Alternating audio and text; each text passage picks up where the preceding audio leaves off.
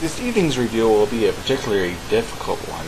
What is Halo Combat Evolved too complex for you? Actually, I won't be doing Halo Anniversary or any other Xbox 360 game for anytime soon. What? Why not? Well, unfortunately,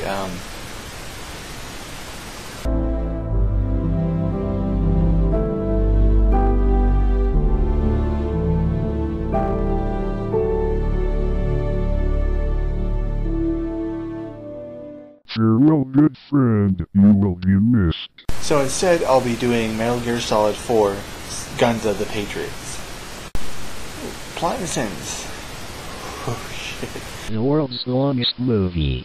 With 5 to 8 hours of cutscenes, it does feel like that sometimes.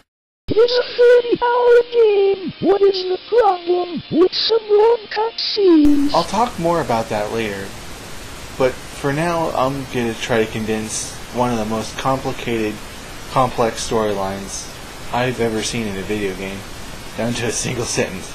So, just give me a second. Okay, let's see. Legendary super soldier, Solid Snake, attempts to thwart mercenary leader Liquid Ocelot's plan to take over the world. That's it. Just world domination. For a game/story that you keep saying is so complicated. The bad guy has such a simple goal. That's not what really makes it so complicated. But getting in with the characters, the main character, the guy who play as, is called Solid Snake.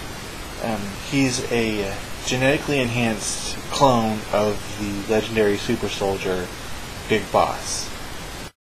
Big Boss was one of the founding members of the group known as the Patriots. They essentially took over the world.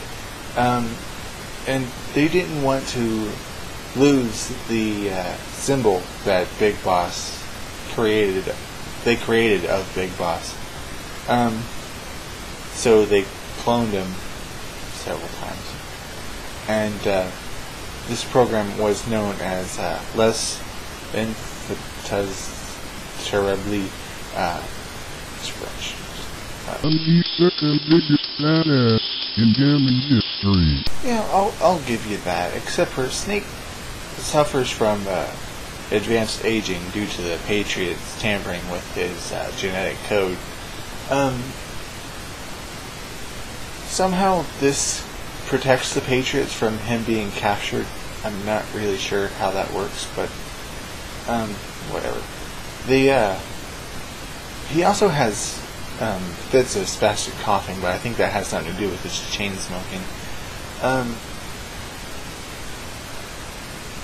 Snake in himself is a badass, and he spends all of the time being a badass, but a lot of the times he comes across as a pawn, either for the Patriots or when he's fooled into aiding the bad guys, which he does in almost every game he's in. This time around, at the end of the game, Ocelot comes out and says, "This is exactly what I wanted it to turn out." Which makes you go,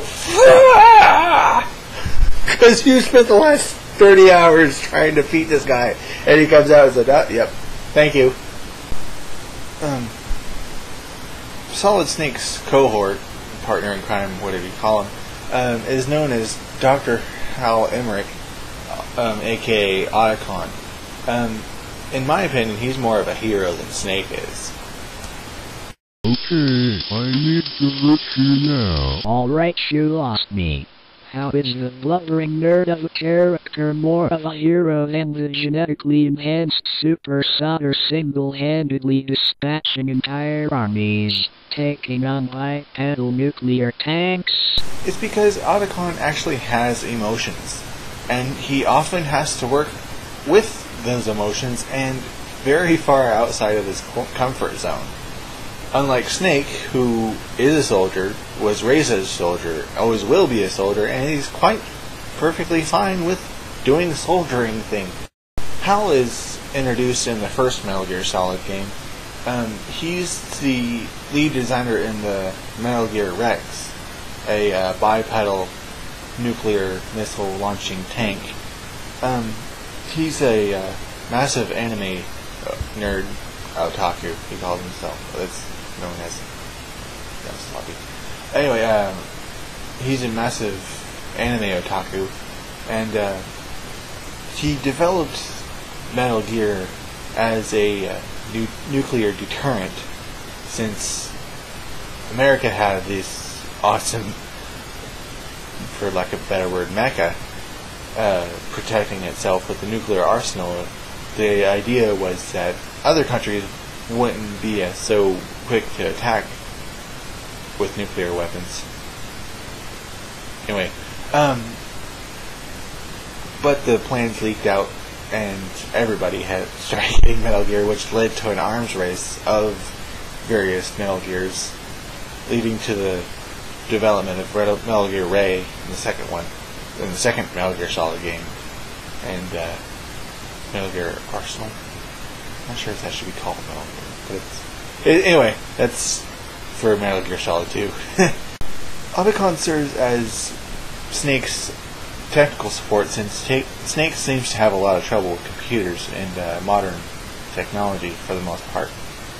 Otacon and Snake founded a anti-Metal Gear group known as Philanthropy, and they travel the world destroying Metal Gears. Snake does it to fight stuff since he's a soldier, and Otacon feels that it's his duty, since he developed Metal Gear, to kind of rid the world of the thing he developed. Otacon's role in this game is pretty much to disseminate all the information and explain it in a way that the common viewer can understand it in. Sometime after Metal Gear Solid 2, Otacon and Snake pick up a little girl known as Sunny. She's usually doing Otacon's job with the computers, but whatever, that seems to be her job. But she's a child prodigy, and an attempt to tie in a character from Metal Gear Solid 2. Not that it's really done in a bad way, it's just that she's there more to connect random dots that really don't go anywhere. Isn't that the point of Metal Gear Solid in general? I guess so, but for someone who enjoys so much screen time, you'd think she would do more than just keep Otacon company.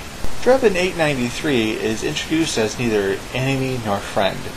The Drebins are a network of gun launderers that take advantage of the Patriots system. Since the Patriots put nanomachines in every single gun on the planet, only the people with proper weapon IDs can use guns. Bullshit. They were able to put their system on every single gun on the entire planet. Oh, that's what he said. Well then, how can anybody fight against them? The Drebins make a lot of money cleaning guns to keep the rebels sufficiently armed. Apparently, according to Drebin, the whole world's economy depends on people buying, using, selling weapons, and pretty much fighting in wars. It's known and referred to many times as the war economy. He also gives some exposition on the B&B Corp. Because we all know that what this game needs is another person just standing there talking. To be fair, he could be sitting down during that part, but Drebin and his network comes in really handy during the game, because every time you kill an enemy, or knock them out, but who does that? But every time you dispatch an enemy, they drop their weapon, and you can pick up their weapon. If you already have, if you don't have that weapon yet, you can unlock it and use it yourself. If you already own that weapon, you can sell the weapon and any extra ammo to Drebin for Drebin points, and you can buy better guns, or more importantly, more ammunition.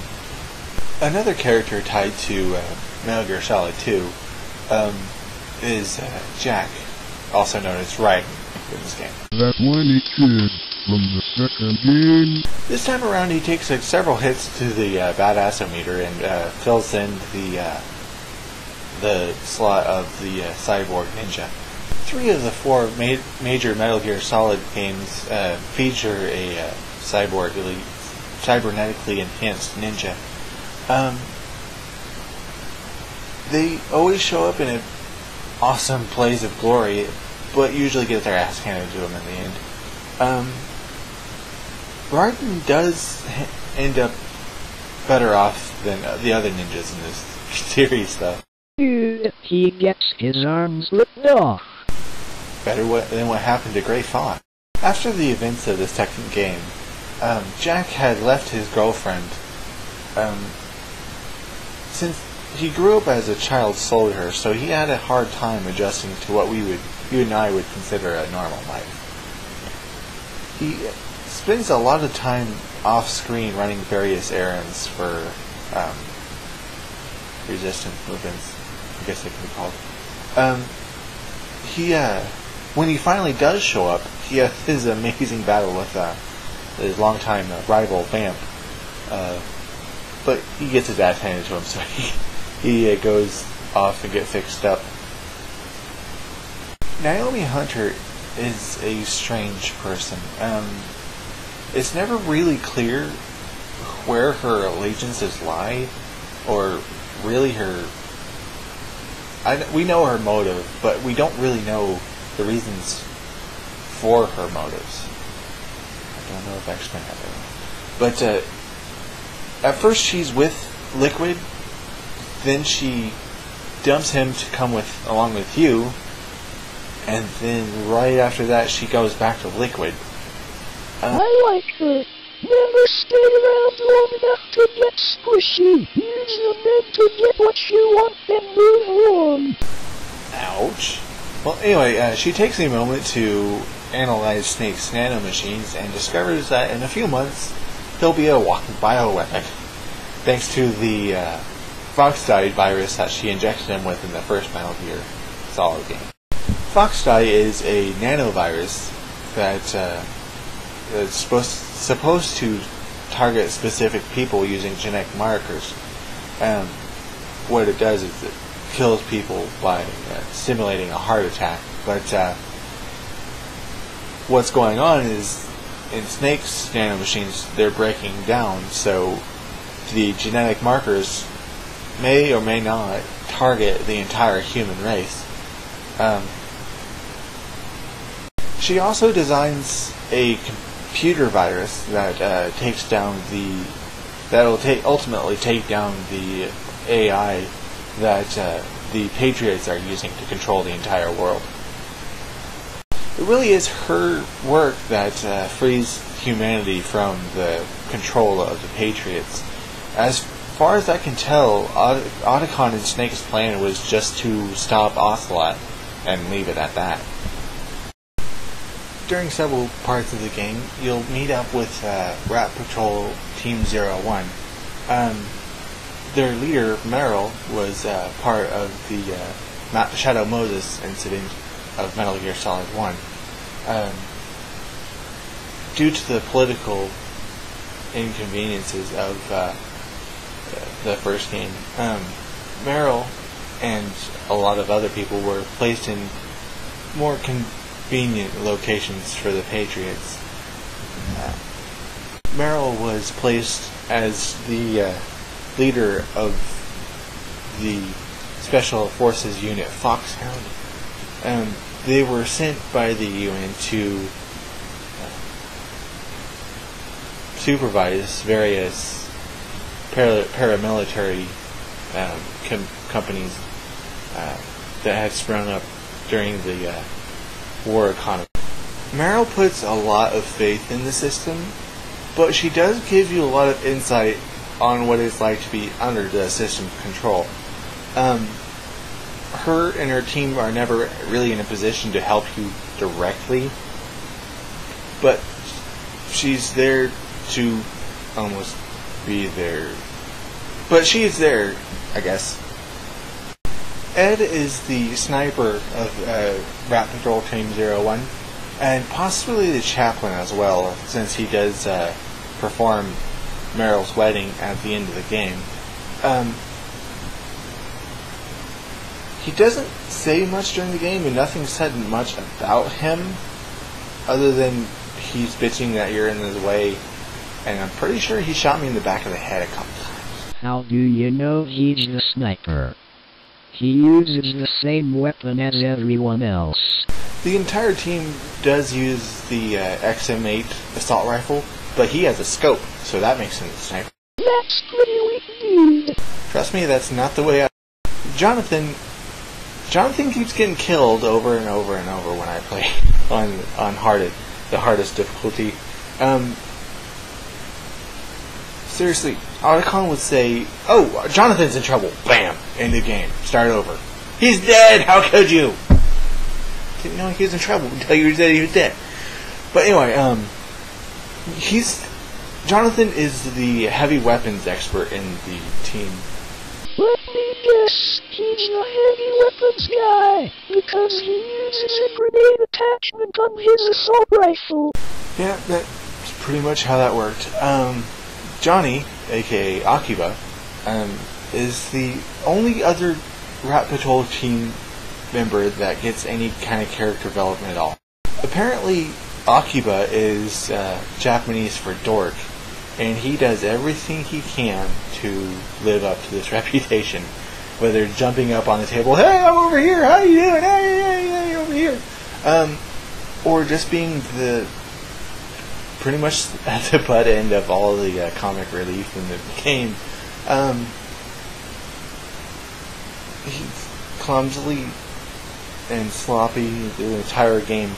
But there is a bit of a twist at the end that kind of reveals that he's one of the most badass characters in the series, apart from Solid Snake himself, of course. Akiba is the technical support for the team. And trap expert. He set up a lot of the traps that you run into when you're first meeting up with the team. Akiba admits to joining the team to pursue a romantic relationship with Meryl, but it's not really explored in the game. They get married later on, but Liquid Ocelot is the main antagonist for the game. If I do a review for Metal Gear Solid 2, I'll cover him in more depth there. But in this game, it's revealed that Ocelot was one of the founding members of the Patriots. But he's not a big fan of the way the Patriots turned out. And he sees that the Patriots are stagnating the human race into a constant state of war. His first goal was to just completely eradicate the entire system, just straight out erase it all. But he found out that that would have some serious effects on his troops. So he decides to just take control of the system so it becomes his own system and he has control of it. For some odd reason that's never really pointed out in the game or explored for any reason, is all of his troops are female. All of his troops, everything, all humans under his command, other than the VAP, and that's questionable, are female. Odd note. Hey, I'll go with that. The Frog Troopers are Ocelot's personal army of female super soldiers. I have a personal theory that the frogs are flash clones of the legendary soldier known as the Boss, but I don't have any evidence to directly point to saying that, ooh, this is the reason why I'm saying this. But so it'll just stay as a personal theory. But if that theory is true, they'll have all the genetic modifications that Snake had, and all of the technological benefits of all the technology of the age. For being as hyped as they are in the cutscenes, they really go down quite easily. They do have a bit of a parkour thing going on by jumping up on the wall and flipping over barriers and all that, but and it really does add a interesting third dimension to the combat. But they'll just go down in a couple shots from anybody. Even the pistol can take them down if you aim right. The B&B Corps also stands for the Beauty and the Beast Corps. There are 4 women. Women. Big pimpin'. But anyway, they're named. The 4 of them are named after the Foxhound unit that you defeat in the first Metal Gear Solid. Each one of the battles you fight against them are in 2 parts. The first part is unique for each one of them, but after you defeat the Beast form, they'll come out of their suit, the mechanical suit, and come out in this one-piece bodysuit that will fade to gray, and you can tranquilize them, and if you just straight up kill them, but if you tranquilize them, you get to wear their faces. That's creepy. It's kind of annoying too, because if you're trying to tranquilize them, for the most of the game, or if you buy a shotgun, which I'm gonna do next time I play through, is buy a shotgun with V-rings earlier in the game. But anyway, getting sidetracked there. But if you try to use the pistol, they'll dodge as soon as you fire, and miracle dodge every bullet almost. It's fairly annoying, especially since on the harder difficulties you can't buy tranquilizer darts through Drebin, and you can't let them grab you or they'll hug you to death. After you take out each one of the beauties, Drebin will call you and tell them their backstory and how they suffered psychological damage, so they would fit into their animal of their choosing. The octopus uses the same camouflage system that you do, but to a greater effect, that she can turn functionally invisible. She'll attempt to hide from you, but she kind of failed because she yells out "Snake" every chance she gets, and you can see her on her little radar map. I'm not really sure if she'll attack you while cloaked, but when I do find her, I just let loose on rocket launchers and grenade launchers, so I can just do as much damage as possible before because after doing a little bit of damage, she'll crawl up in a ball and put out a smoke cloud and then disappear again. After the fight, you'll pick up her face camouflage, that gives you a bonus to the camouflage that you're using already. Raging Raven fights alongside a flock, squadron, whatever, of bird-like drones that shoot rockets at you. You spend a lot of the fight getting bounced around by explosions and getting back up. Of course, you can't do anything while getting back up, even reloading, which is annoying because a lot of rocket launchers are one hit, one fire, and then you have to reload. The battle itself takes place on top of a cathedral-like building, and she's quite adept at dodging missiles, even when they're locked on. My roommate, and I shall forever hate him for this, went inside the building and somehow tricked her into following him inside and just shot at her with heavy weapons. I'm not sure if this option was available on Hutter, but it pissed me off seeing her kind of hover there while he shot. When you finally take her down, you get her grenade launcher. which is a lot better than the grenade launcher you picked up from the frogs a little bit earlier, because it holds more rounds and different forms of the rounds. But Crying Wolf is a bitch. Moving on. Hey, do it right. Fine. The fight against Crying Wolf is a sniper duel in a blizzard while frog troops patrol the area. Aggravating is one word for it. The blizzard could be dealt with using the gadget known as the Solid Eye in night vision mode, but the problem with that is the battery eventually dies on that. It recharges by turning off the Solid Eye, but then you're blind. And at first I was like, okay, just take out all the frog troops and that would make it a lot easier. But after taking out so many frog troops, she'll call in more. And then while you're dealing, either evading or taking out the frog troops, she's off in the in the fields, or not fields, but the forests around the area, and sniping you. It's a pain in the ass. It really is. And while you're avoiding the troops, her shots, when you finally find her, there's this little bitty part you can shoot at that's only open some of the times, and if you happen to be downwind from her, I think upwind. Anyway, depending on the wind direction, she'll just jump out of nowhere and steamroll you. It's very annoying. You have to do it over and over and over until she stops killing you.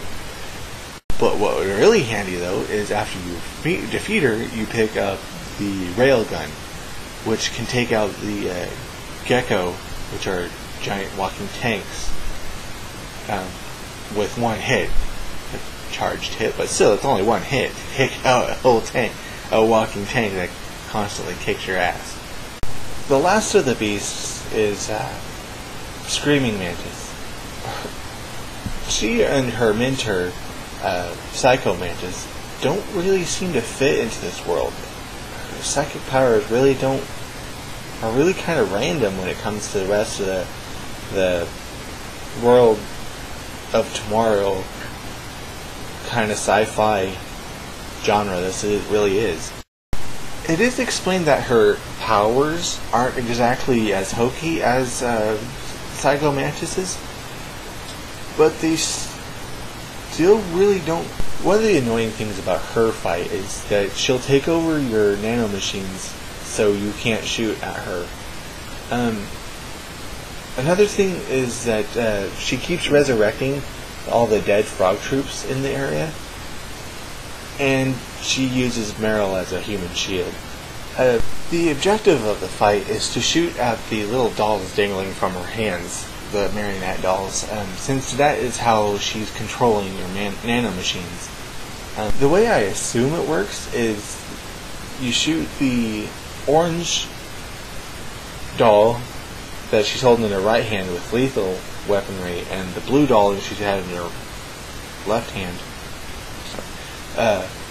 with non-lethal weaponry, and eventually she'll drop the doll that you shoot the most, and that's how you take her out. I say I'm assuming you do it because I only shot at the orange doll because that's what all the walkthroughs told me to do, but and you have a lot more lethal weaponry than you do non-lethal, so that works for me.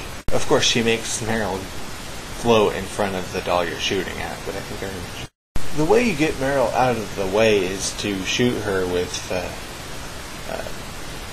non-lethal weaponry or UCQC on her, which I mean with UCQC it really doesn't work for me in my style of play. But anyway, you just keep knocking her out. Unfortunately, Mantis just brings her right back up, which is really annoying on the hardest difficulty because you can't buy more tranquilizer darts. After defeating her, you get her doll, which will allow you to take control of other people's nanomachines, and you can just shake them until they die. This sounds really badass, but I haven't done it yet. I'm looking forward to it. I'm really in the mood to play this again. behind pretty much everything in the last 6 games is the result of the shadowy group known as the Lo, or the Patriots. And whether the Patriots are truly evil or not really depends on your definitions and own designation. Originally, they set out to unite the world in one world government, but something went wrong. The original leader of the Patriots, his name was Zero. More into him if I ever do the Metal Gear Solid 3 review. But as time went on, he became more and more paranoid and really didn't trust any human factor to run the government he came up with. So he designed 4, possibly 5 AI systems that would rule the world in his stead. All the AI thought that the world would be better off in a constant state of war. It's explained a lot better in the game.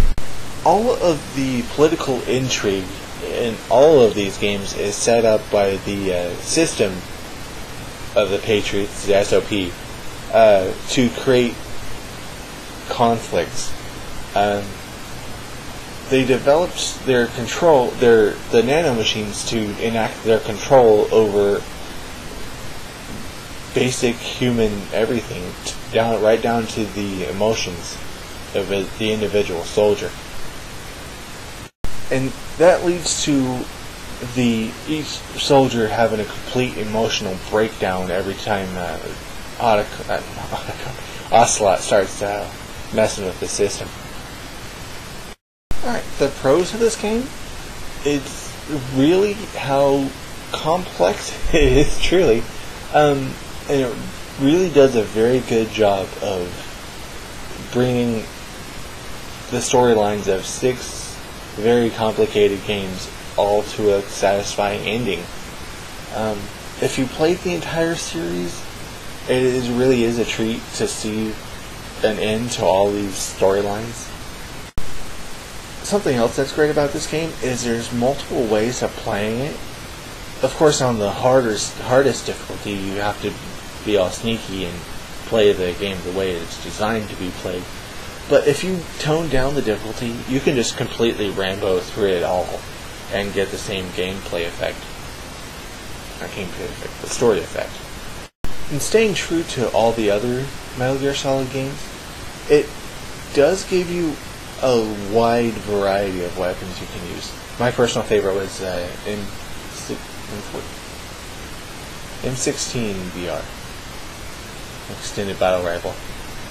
It's awesome to have a sniper rifle. You can just switch into fully automatic and just But anyway, what the point of this game is to avoid violence, and it sets up several lectures during the game to say, "Oh, violence is bad, war is bad," but it doesn't make the shooting people in the face any less fun.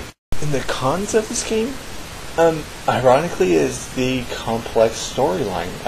If you haven't played or don't remember all of the other video games, the Metal Gear Solid games, very little will make sense to you, and very little is explained at all. If you're new to this series, pick up the Metal Gear Solid Collection High Definition Collection first. You need to get one of those. But that will make the story fit. It really doesn't explain anything in this game. But truly, the only thing I can say is truly annoying about this game is every time that your Snake dies, Otacon gets on the radio, "Snake!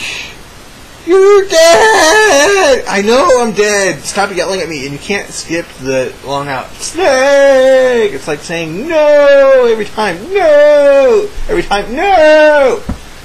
It's annoying, isn't it?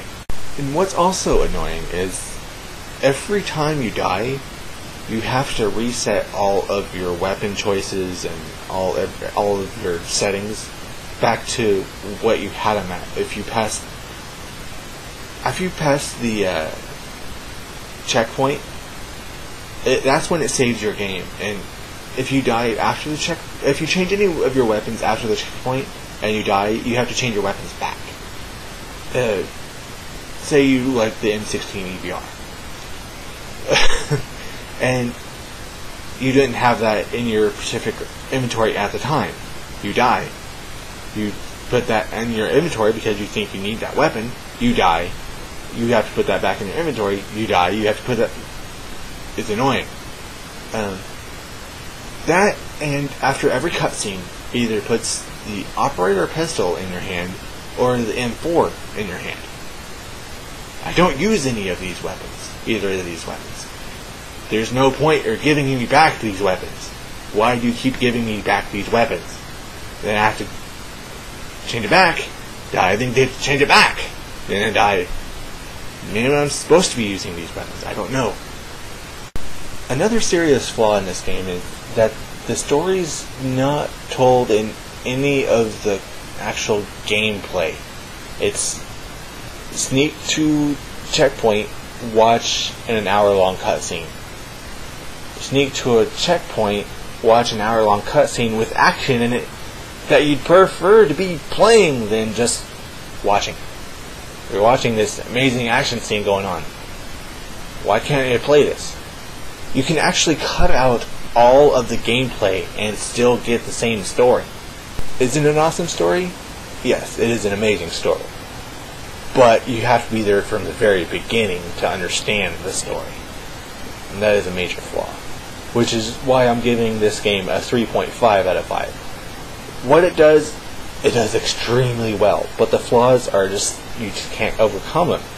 I recommend this entire series. I can't really recommend this game, but the entire series is something that you can pick up if you're into that kind of thing. But just pick up the entire game on series and play through it. It's an amazing story. Thank you for watching this an extremely long review. Sure, it's going to be multiple videos, but thank you for sticking through it. Especially that Snake! You're dead!